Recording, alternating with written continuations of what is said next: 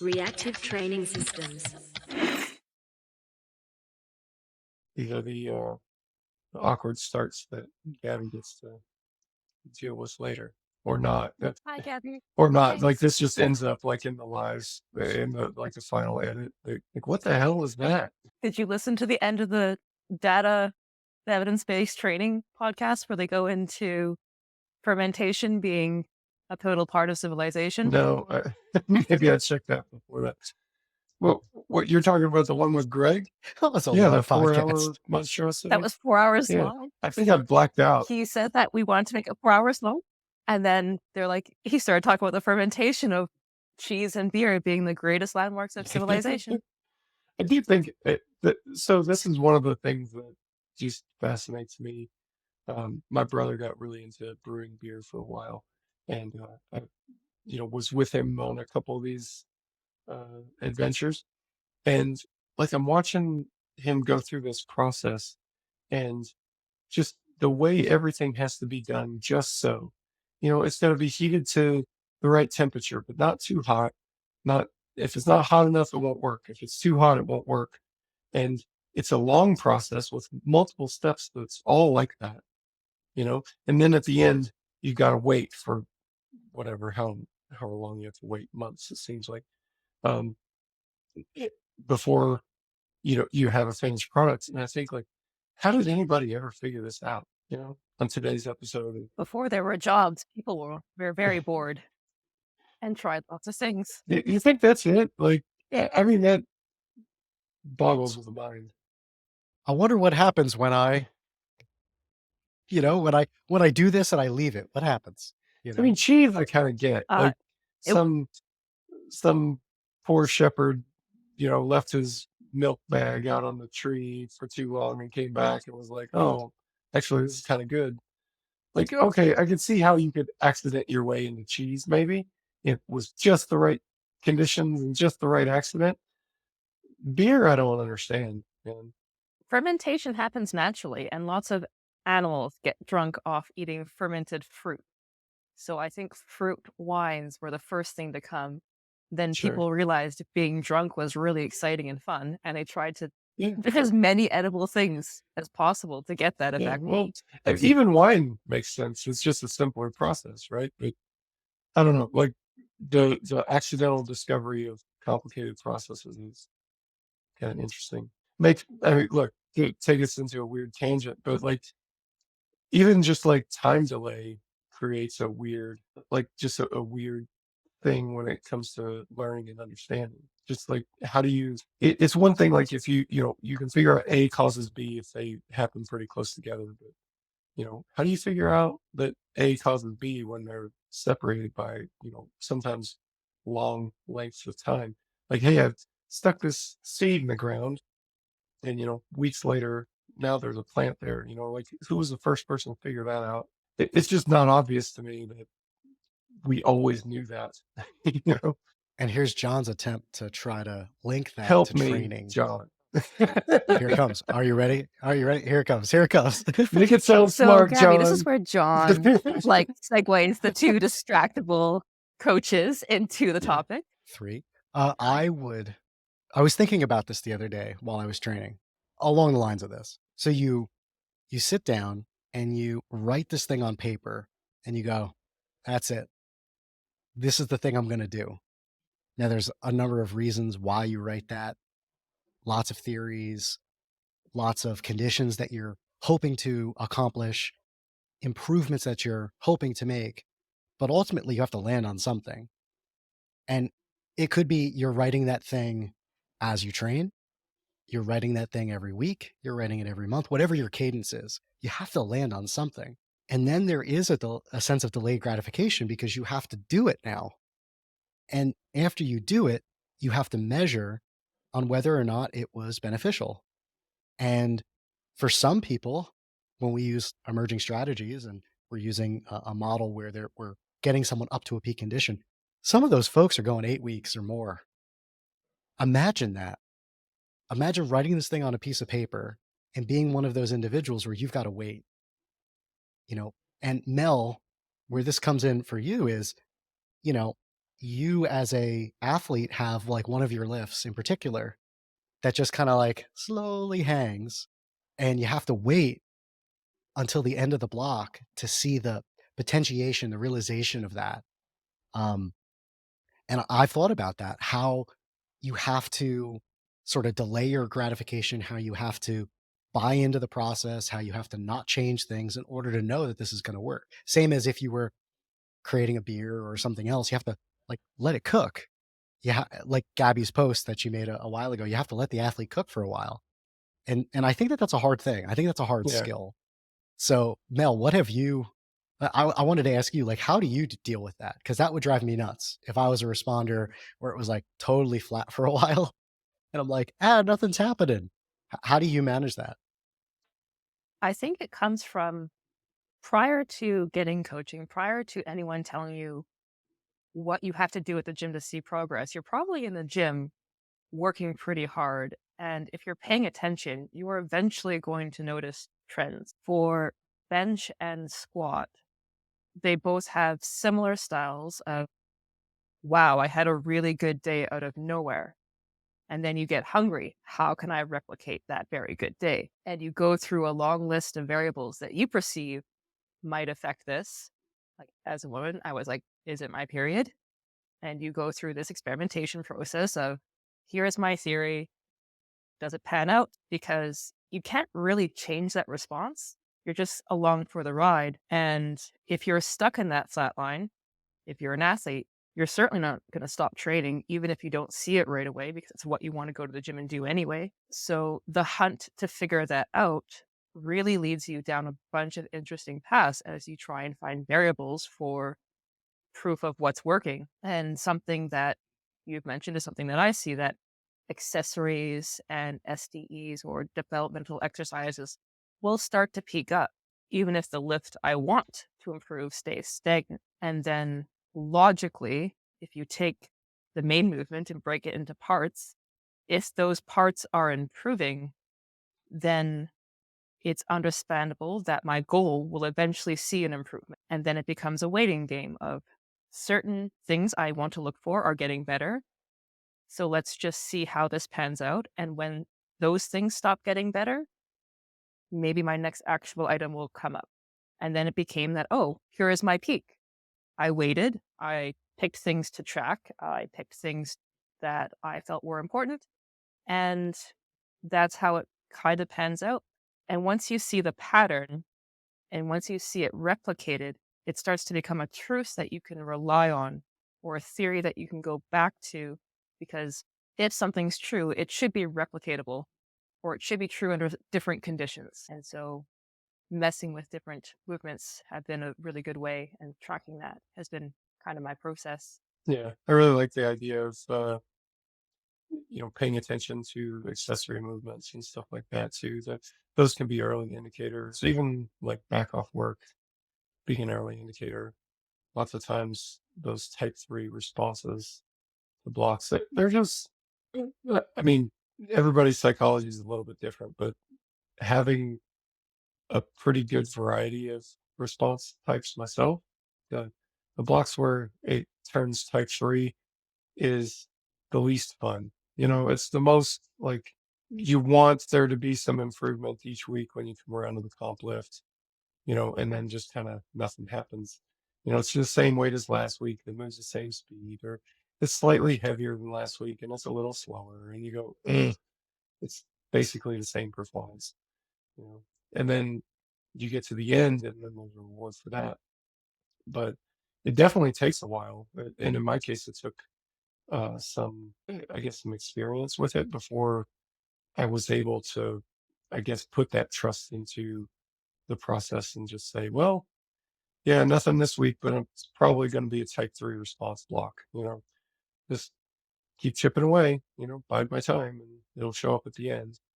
I had an athlete where we were discussing this recently, and one of the things I was talking to him about was strength, like ceiling and strength floor, and thinking about your recovery is going to fluctuate every single day. And that is contingent upon all the inputs in your life. And some of those you have control over, some of them you don't. But if you were looking at the strength floor improving and the strength ceiling improving, then you as an athlete are improving. And sometimes we can get caught in the moment of, okay, this week I did not add, 2.5 kilos to what I did last week. But like you said, Mike, you start looking at like the downsets. Oh, wait a second. This downset moved faster. If you track bar velocity like us nerds do, um, we start looking at things. We go, oh yeah, that bar velocity moved faster objectively, and you start seeing those things, or my work capacity is increasing because I can do more work. And those are the things to hold on to in those moments because you're not seeing the top end yet. And the other thing I was telling the athlete is the same can be true when you look and you see the opposite happen, where your performance is way higher than you were expecting. So why is that? Is it potentially that the performance increased because your inputs were better? You had more sleep, less stress, weren't working because you're on a holiday or something. Are there other things that you could explain? And it's hard to do this, right? Because we don't know, but we can look at the situation and try to tease out some of these variables. And if all those things are the same and training is just really good right now, you're training above what we would believe is your strength ceiling in this very moment in this block, well, then something going really well with your training. And we ought to pay attention to that because there might be some things that are part of your greatest hits here, or things that we want to duplicate or stay with for a little while, you know?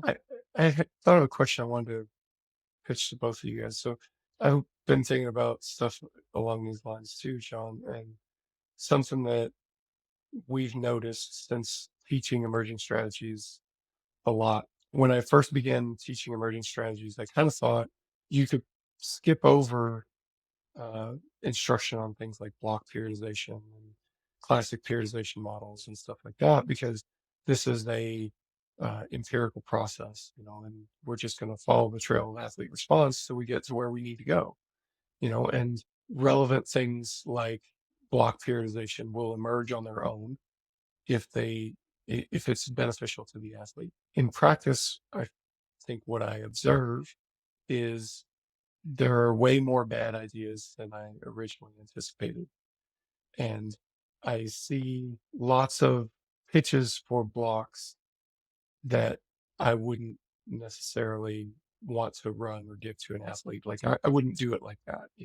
And it strikes me that like a lot of what's going on there is like background knowledge that's informed by prior knowledge of different planning models and stuff like that. So I guess it occurred to me like whatever theoretical underpinning we've got is almost certainly incomplete, probably wrong in some important ways, but it helps you to make decisions when there's no other decision to be made, when there's a lack of information, a lack of data, which is another thing that we see a lot, right? Like emerging strategies is a very data-driven approach based on the athlete's own data.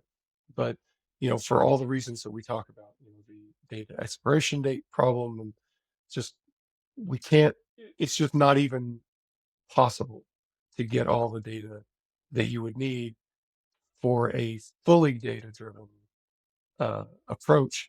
You have to fill in those gaps with something. And I think that something comes from whatever the theoretical model that you've got is. Am I on the right track with that, or what do you think, Mel? I think that when faced with block periodization and different coaching models, they persist because they've worked with enough of the population that they start to gain momentum. There's a reason that certain models never die, is because for some part of the population or some people, they land and then they propagate more. And I think that when you get the problem becomes when you get too married to a certain model, you start to ignore the success of other models and you'll start to get trapped with success in athletes that are pre-selected to have success in your model. And I try to think back on what evidence-based practice is in the healthcare community. It is that graph of evidence is clinical experience, patient preferences, as well as research available. Those three things make up evidence to inform decision making. And how much you lean on each of those three things can inform your next decision. And if that means deviating to a model that you might not be comfortable with, there's value in the exploration. Yeah. Yeah. I think that would you say that like the value in the exploration, does that, how far does that go for you? Does it go, certainly there's some idea of a program that is, a bridge too far. It's like, yeah, I don't really see myself ever giving that to an athlete. Maybe it's a Bulgarian program or something like that. Like, I mean, of course, there's something that could border on absurd, but then there's things that are a bit more practical. So certainly there's a line somewhere. How do you navigate that? You're a pretty open coach. I think we're all pretty wide open when it comes to training strategies compared to a lot. But um, do you have a certain line that you like? I just don't even expect this to be a functional program, so I'm not very inclined to go there. Probably would lean on experience as well as the research, because sometimes you'll have athletes that will want to go in a direction that doesn't instigate a lot of faith in what the outcome is going to be. If the research and my personal experience are very strongly against what I would see as a successful outcome, because I've gone very, very deep into high volume training, so I know what that feels like. And if you look at the research, um, a lot of it is really, really interesting and really fun, but you shouldn't rely on just research, but it'll give you a Yeah, direction. It'll give you lines and caps of negative outcomes. So if there's something on those two lines that will strongly suggest either pain or injury or a lack of conditioning for an athlete, I typically draw the line there. If there's a negative yeah, outcome that results in a long-term degradation of the athlete in front of yeah. me. So the thing that you brought up, like the Triforce of evidence-based practice, um, that has been, I guess I see it discussed a little bit more currently. We don't usually touch too much on current events in our podcast, but perhaps we should. You were talking about the model of evidence-based practice, uh, research, uh, practitioner experience, and then patient client preferences. To me, that kind of, this connects to another triad that we bring in quite a bit: leadership, relationship, creativity. And I suppose like we're kind of on the creative problem solving end of the spectrum here.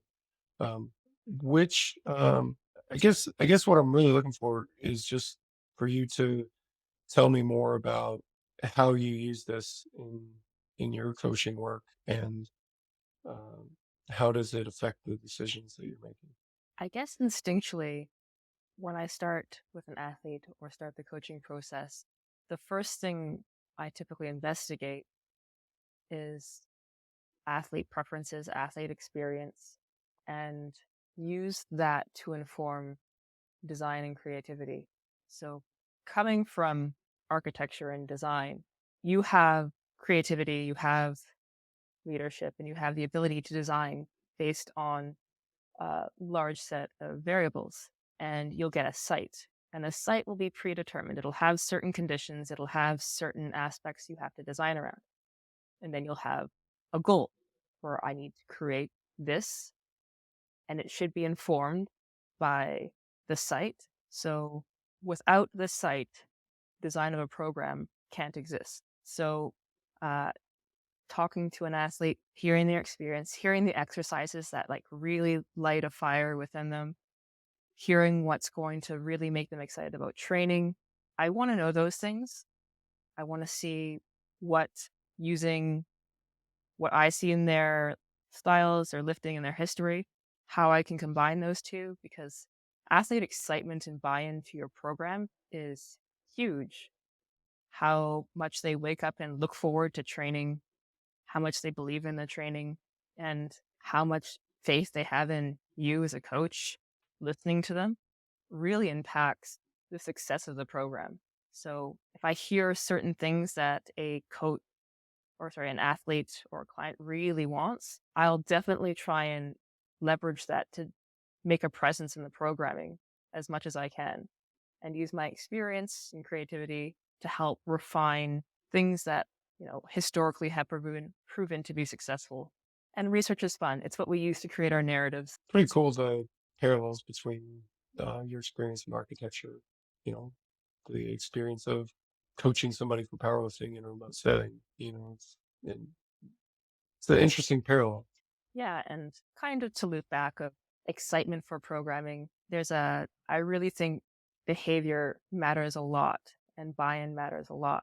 And there's been, kind of want to reference a really fun study on this that Jen performed on his athletes back in 2000. And he had teenage 23 to 17-year-olds test a 1RM. And then he gave half of them steroid and then half of them placebo, and then came back and tested 7 days later. And, told them, like, this is an anabolic steroid. You're going to see an impact in your performance. You're going to recover faster, and it's going to make training better. And the great thing is if you've seen Space Jam, you know this ploy. They were not actually given a steroid, but the ones who were told they were, 7 days later, added to their bench, deadlift, and squat 1RM test. The ones that were told they got a placebo did not see the same improvements. I remember maybe you saw Bryce Lewis dabble with this a while back. It was a while back, maybe more than a year ago. He was, I think, leveraging this study, and there are other studies on placebo effects, that placebo effects can be a thing, even if you know that you're getting a placebo, and things like that, right?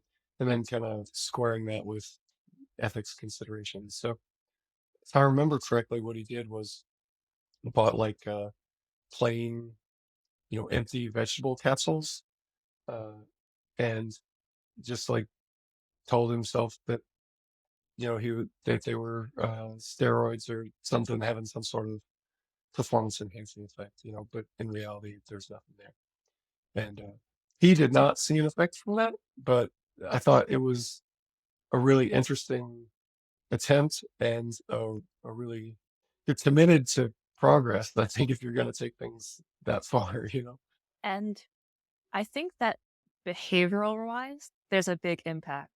If your coach is telling you that you are getting lab grade steroids for the next week, you're going to probably approach your training in a pretty aggressive way. And I think that sometimes research studies see that benefit where if you get any group of people and you tell them their training really matters, we are measuring your training, it might alter how they perform their training, especially since the studies seem to show that people are more likely to undershoot RPEs. But when they go to the gym and really hold themselves accountable for executing the training with intent, they're present, they're taking it incredibly seriously, then likely that's going to be a big impact on training. Yeah, I think that's one of the things So that makes velocity a bit of an underrated tool. You do have to jump through some hoops to get the useful information out of it, but it is nice to have that kind of detailed look that you otherwise don't have access to unless you're training maximally in every session. You bring up a good point though about like the expectation effect, and I've wondered about that.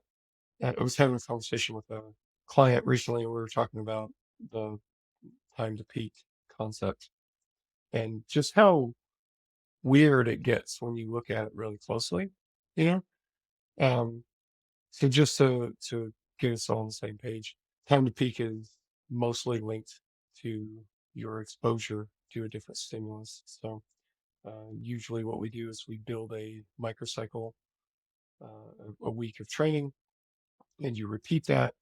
And we monitor performance, and eventually your performance improves. You get to a peak condition, past which your performance, likely won't improve in a meaningful way as long as, we're still, exposing to that same stimulus over and over again. So then that kind of drives us to make some changes to the programs and whatnot. The time to peak seems to be pretty stable in terms of number of exposures, right? So uh, for a long time, I was 6 exposures to a peak condition.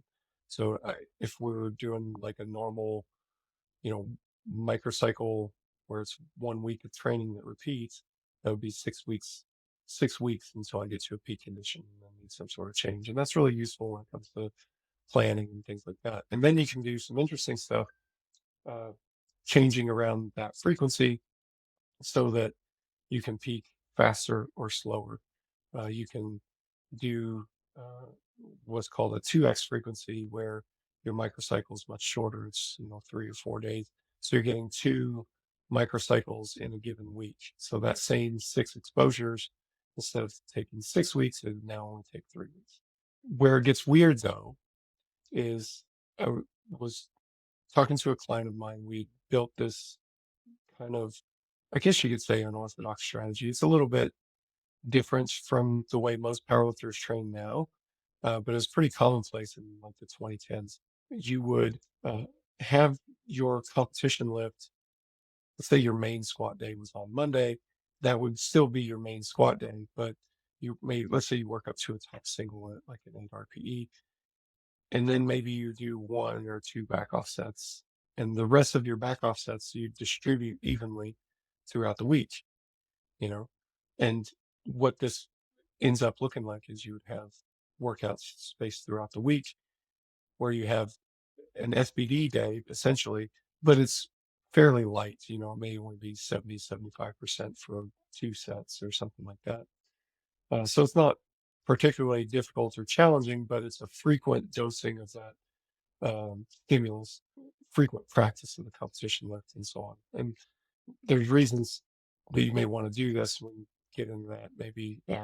But the part that I thought was interesting and relevant here was we were talking about like, why doesn't this lead to a much shorter time to peak? Because if it's simply about exposures, then shouldn't it? But it doesn't. The time to peak seems to, and people in the training lab have noted as well that, time to peak seems to be mostly oriented around the competition lift. And I would go further and say it's like the top sets of your competition lift. Like the easy low RPE back off work doesn't seem to be the same thing as a high intensity exposure, a high effort exposure, maybe uh, more to the point, a high importance exposure, something that the athlete perceives to be important. And like we look at it, it starts to feel a little bit like, I don't know, like mysticism or something, like we're pulling it time to peak being like a mystical thing, but it's not that. It's just that perception matters, psychology matters, and the most important stuff that you're doing matters more than the other stuff that you're doing. So I'm not sure that I've got a real question here other than just to throw out what seems to me to be an interesting idea and hear what you guys have to say about it. But yeah, that time to peaks is kind of this weird thing when you start looking closely. John, I know that you have some thoughts on this too. There we go. I think that when you did the podcast with Derek Evely, one of the things that you talked about was time to peak, this concept that we're talking about being, between the Yeah. ears was the term he used. That so much of it is. And I agree to a certain extent. Certainly, there are physiological things that are happening while we train, there are psychological things. But there's so many things that impact time to peak in my practice now, using emerging strategies for years, that, you have an athlete that they get told bad news before they have to go into a training session and they're down, they have a down performance. Well, was it the physiological or was it the psychological? Where Was the stimulus no longer beneficial when they were walking into the gym? If they never got that call, would it, this is kind of like chicken or the egg sort of thing, right? Um, so if you take training volume and you distribute it up throughout the week, their back offsets like you were talking about, yes, they're doing the competition lift again.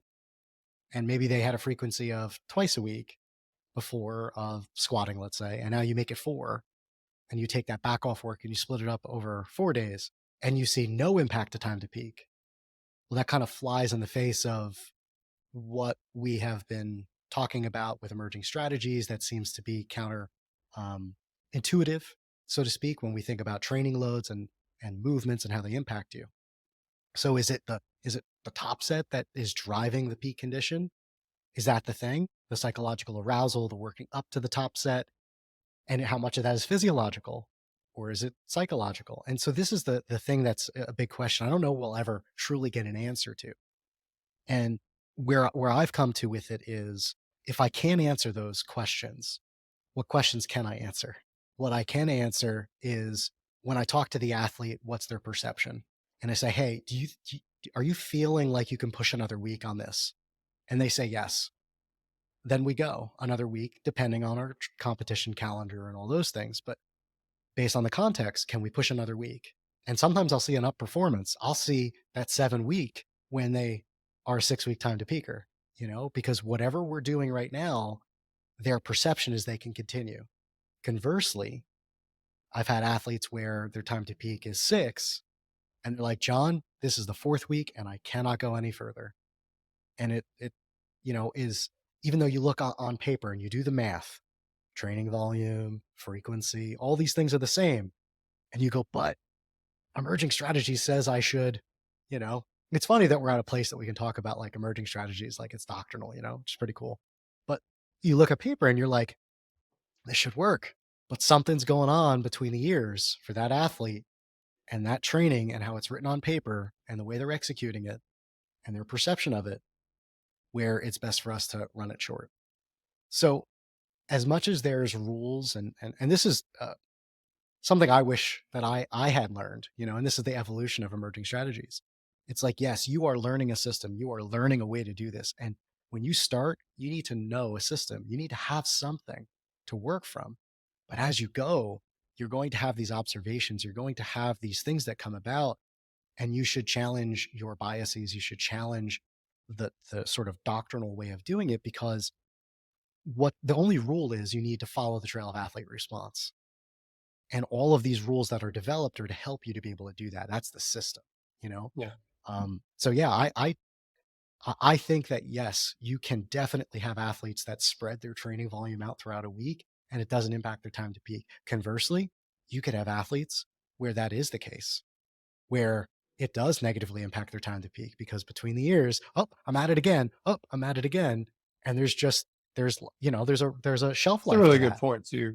We see something similar when it comes to exercise differences. Like my classic example is comp bench and touch and go bench. And like, does it count as an exposure to do touch and go bench? If you've already done comp bench this week, well, it depends on how you perceive it.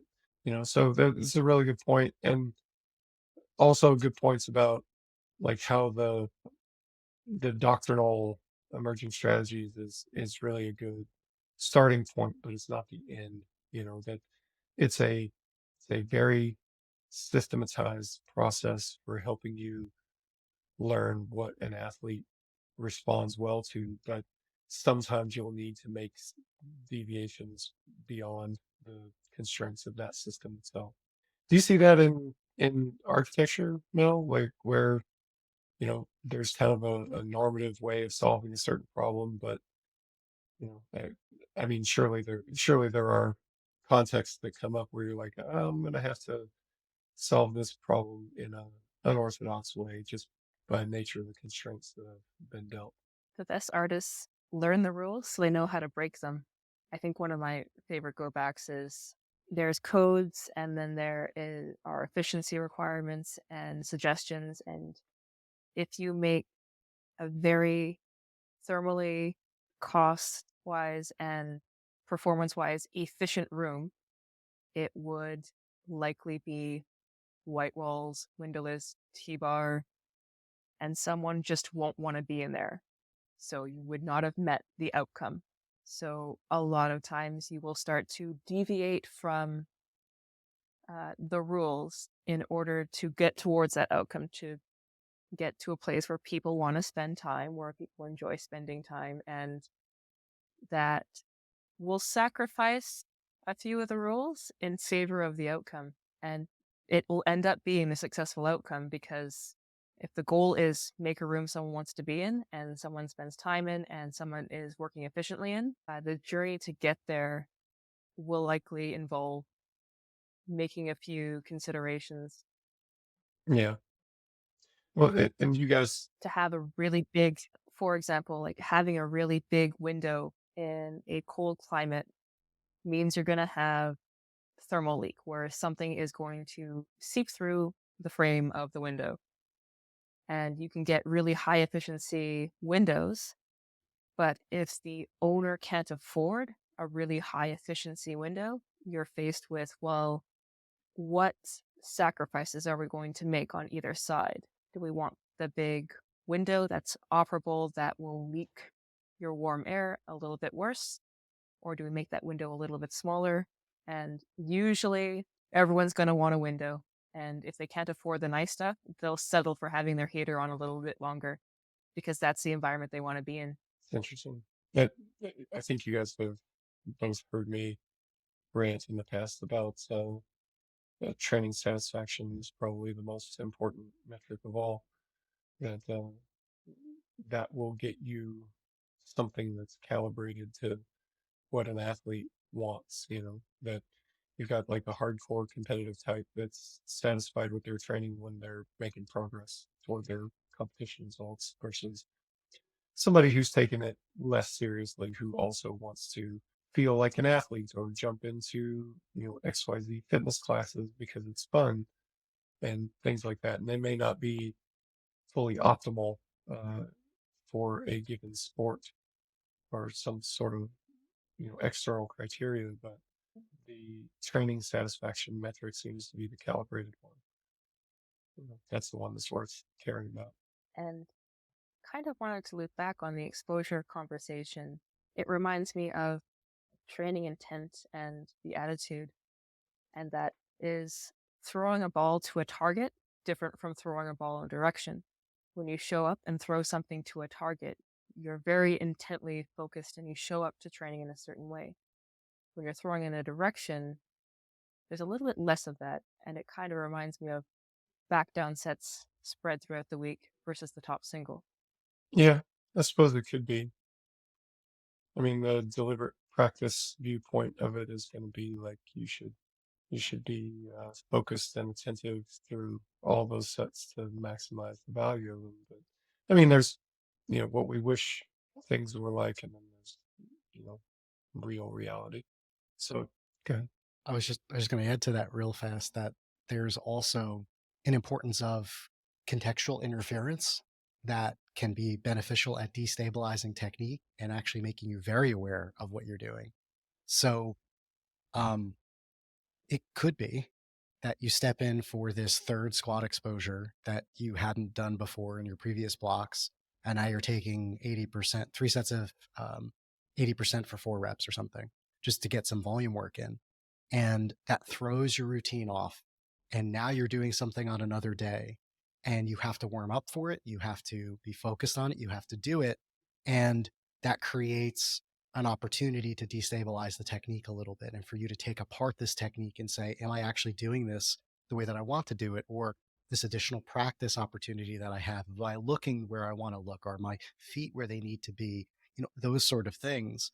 And even thinking about how you prepare to work up to 80% versus how you worked up to get up to 92 for your top set earlier in the week, there may be these differences in that are important to pay attention to. Like if you say to an athlete, okay, I want you to warm up to a single at an 8 and do 3 sets of 4 at 80%. That's their comp work. Versus, okay, I want you to work up to, a single at an 8 this day, and that's it. And then tomorrow you're going to come in and you're going to do a set of 4 at 80%, and then Thursday a set of 4 at 80% and a set of Friday at 80%, if you have them do that, I bet you they warm up differently. I bet you they approach the bar differently, and they may use music on their top set. They may not use music on their 80% work. And all these things start to matter to a certain extent because you're creating a picture of how the athletes' arousal levels get and how they approach the bar and where do they put their hands. I see value in this approach that you're bringing to the table, Mike. And I think that there's skill exposures that they get. I think that there's these opportunities of like proprioception, more opportunities of that they get. At the same time, is it the same physiological response? You know, my gut says no, that there's a certain amount of work you've got to do in a session to like create a certain level of adaptation that you need. That's my bias. But weekly training volume is the same. So do you, in theory, get the same response? I mean, I would agree with you that I don't think the training effect is just, completely the same. In fact, I think the idea that you get an identical training response from, you know, 1 or 2 weekly sessions versus like volume distributed through the week, I think that's comical. Maybe in the short term, you may not be able to measure the differences or be able to tell exactly what the differences are over a short period of time. Over a long term, it just doesn't even make sense to me that it would provoke the same adaptations.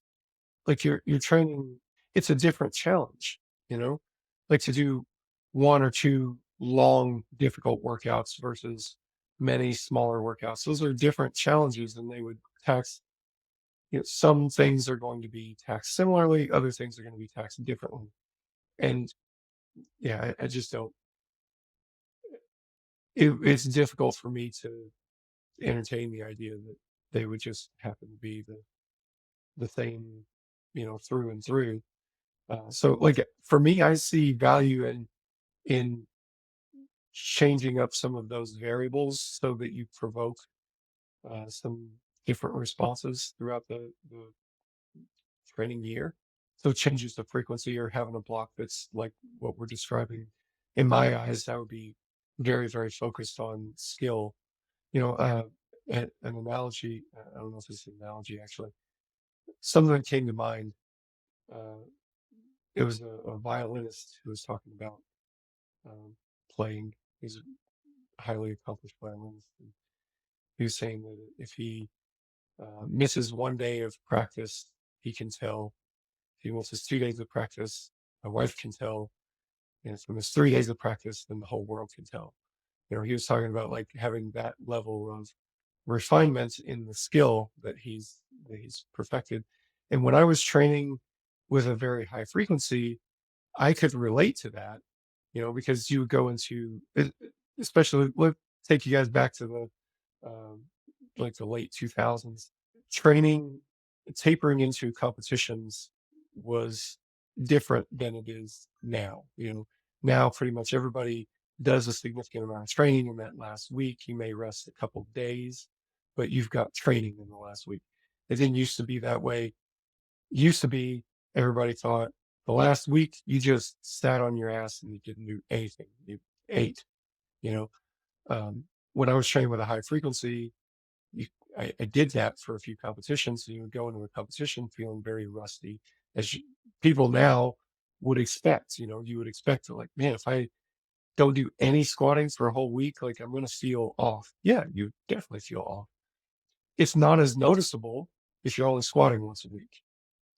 But if you develop a highly refined movement pattern around squats that you cultivate very frequently, then yeah, you'll notice deviations from that more easily.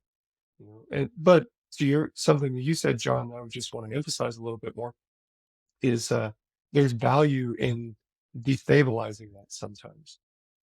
I think kind of having periods of training where you really emphasize the skill component is useful.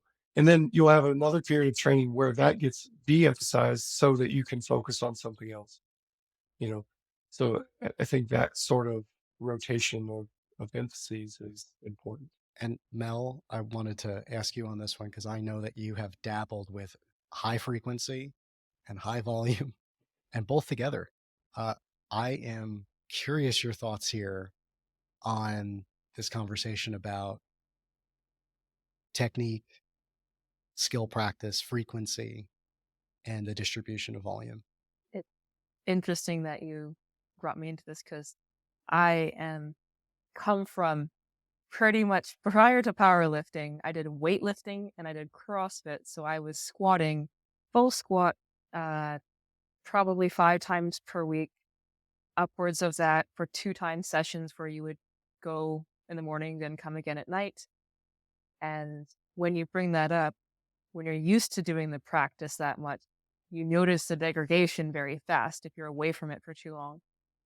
And I like what you said, Mike and John, that deviating from that's important at times because if you become an athlete that needs to squat that frequently in order to not regress, that's not great. Like that makes you a little bit fragile to things like life or things where training might deviate from your normal.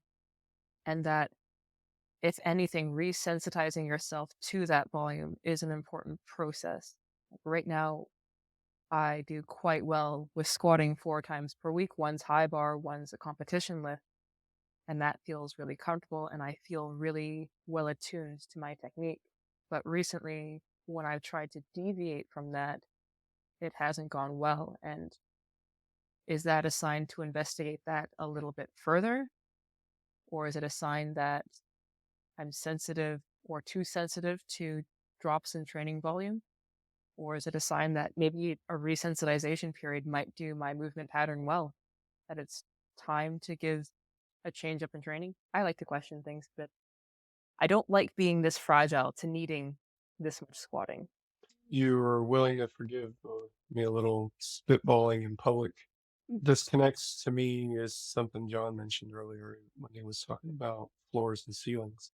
And could it just be that a highly refined skill is important for the kind of a true ceiling strength expression, you know? So as we train with the high frequency, you get to that point where you've got very refined skill expression, and you're able to more often perform closer to that ceiling.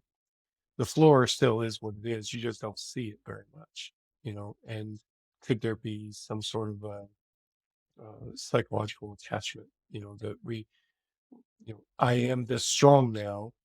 So when you get away from it and you start to go back to what would, in another view, could be called your strength floor, it feels like a regression because it's less than what you've done anytime lately. It's just that we haven't really seen the floor in a long time. Does that make sense? Is this a useful way of thinking about this? Yeah, I've actually used a similar phrase that it's not that you didn't get stronger, but the expression of your top end skill just deviated a little bit based on current circumstances. Yeah. And to add to that, the recent conversation I had with the lifter where I was talking about the subject, I said, okay, so here's your squat. Let's throw a number out. I think it was 280 kilos. I was like, the number of times that we have hit 280 kilos as an E1RM is, I think it was 4 or 5 in the last 3 months. And the times that we have been below 270 have been twice. We go back further than that, and it was way more frequently. So if we were to literally just use law of numbers here, here's your bandwidth. Here is where you're at, right? So you have improved this much because you haven't gone below this much, right? This frequently. That's one of the ways that I tried to explain it, is that even on your worst day now, 265 is the low.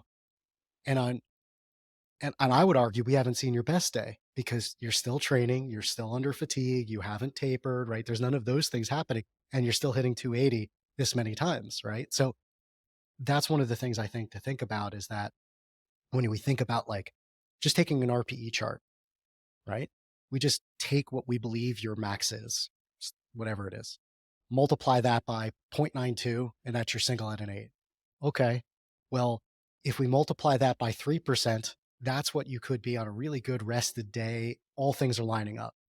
If we go down 2 or 3%, that's probably a tough day for you, right? That's probably like, hey, you didn't sleep enough, some stuff's going on at work, whatever. But that doesn't mean you necessarily got weaker in that one individual session. And that's how much the daily fluctuation can be. And so that's kind of the way I was explaining it to the athlete. And going back to your skill conversation, if you are requiring 4 times a week squatting and you miss one of those sessions, it stands to reason that the first time back the next week, when you try to pick up pieces, that it might be less than 98%. It might be like 95. But what often you see when with people that have high skill acquisition and they have high frequencies is that it only takes until that third session back, and you're back now to where you would expect yourself to be. So that's one of the other things to consider. And I think that all of us as athletes are guilty of this. I am. Every athlete that I've talked to, even the ones that are super like level-headed all the time, stone cold, so to speak, we're all guilty of this. We have a down session. We go, okay, what's wrong with the plan? Or I have a second down session, this block, what's wrong with the plan? And I think that that's where we have to that's the value of data, is to help us look at it a little bit more objectively. Yeah, it's a value of, And check in your ego. as a similar, I was going to say, it's also a value of third party perspective. Like, I feel implicated a lot when we have these conversations because I make all the same mistakes as an athlete. And I feel like I should know better, but I don't, so it's nice at the same time to have somebody else in another seat that says, hey, remember this applies right here, and then it's easier to see it. Yeah. And there's always that discomfort of being in that session. And no matter how much you talk to yourself and you expect them to happen, still not comfortable to be in one of those sessions. Yeah. You just kind of have to. Well, I mean, is there anything that can be done about that, you think? I mean, maybe the answer is no, but like I'm thinking about the situation where we're discussing where you have a high level of skill acquisition. And let's say that you go to a different block where you're, a classic hypertrophy block or something like that, where the goal now is not skill acquisition, like maybe it's skill sustainment, but we expect some degradation in that skill. Like instead of skill being 100%, it's got to come down a little bit because we just can't do what's required to maintain that 100%. So we can focus on something else. So probably skill sustainment. We don't want skill to like just really atrophy, but it's got to be tempered with the other goals, So how do you manage that? Like this shift in focus, if we understand skill to be a huge component of that strength expression, hence your estimated 1RM or something like that. We expect that to kind of come down a little bit, but at the same time, we want to know, is this hypertrophy block having a positive effect or not? What do you do at that point to kind of keep your finger on the pulse of the training environment? I think going into a block like that with some expectations definitely helps alleviate the shock of when it happens, as well as having the second order goals, I think are much easier to lean on. For instance, developing capacity or conditioning develops capillarization in the muscles. Does it actually make you stronger? No, but it helps create the environment for success of better recovery for the next blocks. So if you can find second order effects of success, aim for those and have a bit of a threshold of where you expect skill degradation to land, that helps leading into a block. I'm setting an athlete into such a block where, given these are the goals and outcomes for this particular block, we're going to stay away from the skill of the top end strength. We've just had a meet. This is the investment period for long-term growth and goals. And, it's going to be okay. Yeah. And we see this kind of be okay. Most of us here have had injuries that have set us back to lifting numbers that we really aren't stoked on when it comes to the barbell. And when you're in the middle of it, it feels like the longest time and most unbearable time in the world. But you get to the other side and you get past usually your other side. Yeah. And I think until you've lived that, it can be hard to accept it, that it's going to be okay. This is another reason why I like to get away from heavy singles in those types of environments too. Like, there's an expectation here that this is not our main focus. And we likely could see some degradation, but at best we're probably gonna be maintaining, you know. So why not just give it a rest? Let's let that stimulus recharge a little bit, do something that's also maybe more relevant to the goals of the current block, and not keep poking the athlete.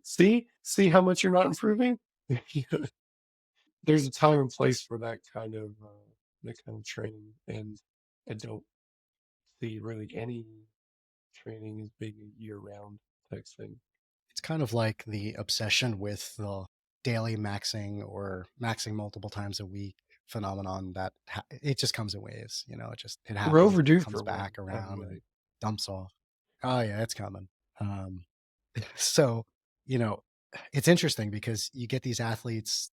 Yeah, I'm guilty of this earlier on in my career of like, I need to know where I'm at. I need to know where I'm at because that's it. I either have it or I don't, and I'm either getting better or I'm not. And this is my skill. And it's not a single at an 8, it's a single at a 10, damn it. Like that's what I need to do. So, if I fail, I fail. If I die, I die. And, I walk out and I learn something, right? Um, a- and I don't think that that's particularly wrong, by the way. But I also don't think that I think it can be short sighted. I think that it can certainly work. I've seen situations where that has worked with athletes. I've pulled that card out myself and it has worked very well. But at the same time, there's a shelf life to that. Like all these strategies, there's a shelf life to any stimulus that you're providing. It's just going to stop working. It's a matter of when. It's not if, it's when. It will stop working. So when it does, what do you go to? And the same is true for the super high volume craze, like the high frequency craze. And, you know, all these things could probably have a place, you know? What's interesting to me is I don't see power lifters like obsessing over short rest intervals. I don't see this. This isn't a thing except for Mike Tuchscherer and Mel. Like that's it. Like you don't see that. You see a craze of like, hey, I need hypertrophy, or hey, I need skill and I gotta daily max. You don't see like, hey, I need to like see how many squats I can get done in 4 minutes, go and just start, like you don't really see that. Um, and maybe that's the long lost secret, is you need to be able to be super conditioned. I don't know. But I do think that there's a sense of balance here. Who I get a lot of education from is the masters of our sport. And I truly mean that in the masters category. Like hearing their stories of training over time, it tells you some stuff. There's a reason why they continue to train and they're still here and relatively healthy and still doing this thing. And what have they learned? And I think we can piece some stuff from that. We can write really cool strategies. We can learn some things from it. And just because there hasn't been a scientific study that has been done on why it's good to use SSB once a week because it saves your shoulders, it's irrelevant to the fact that this person has perceived it and they're still here. And that's a certain type of evidence. It's not a meta-analysis, but there's still some evidence here of this individual who has continued to train. And I think we should learn from that. So I think if you're a coach or you're an athlete and you're younger in your career, I think it's good to pay attention to some of that and talk to some of the people that have been doing this for 30, 40 years, because there's some knowledge there. Some of the best strategies I've ever written have come because I've talked to these athletes. There was a book a long time ago called Gray Hair and Black Iron that I thought was really cool. And I pulled some ideas from, and just in talking to athletes that, are of that generation, you can get a lot of strategies that could be really useful and can help you look at training differently. Yeah. Yeah. So I think you're right that, masters lifters in general are a really underrated resource. And, you got to do a little more digging to get that information out. Like you got to ask good questions and, probably go into competitions is helpful, and things like that. It's not spoon fed quite the same way that other information gets broken down. I'll give a perfect example.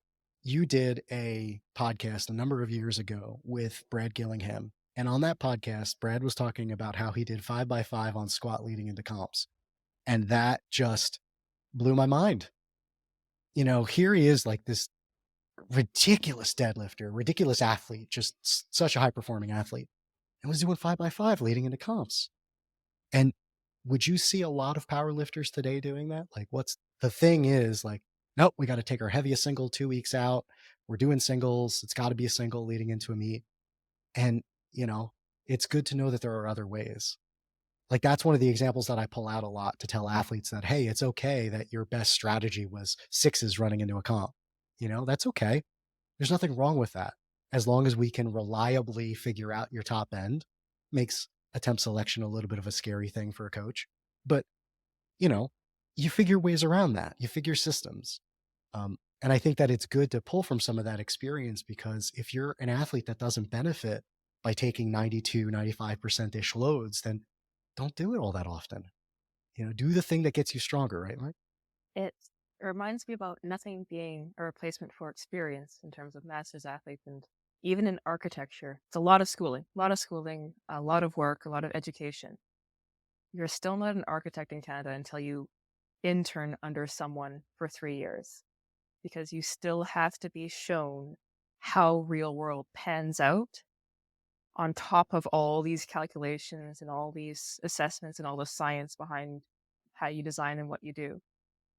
There's still real life considerations and anomalies and things you wouldn't think of, because you don't know what you don't know until you're out there in the face of something that is against what your preconceived education might have told you or expectations would have led you. Before we wrap it up, just wanted to say, Mel, thanks for your time and your insights. I always enjoy comparing notes and talking training with you. Same goes for you, John. I think it's safe to say we crossed off maybe one thing that was on our agenda before the conversation started, but that's all right. I would rather have conversations like this anyway, where we find interesting things to talk about. So thanks again for your time, both of you. And thanks everybody for listening. And I'll see you guys next time.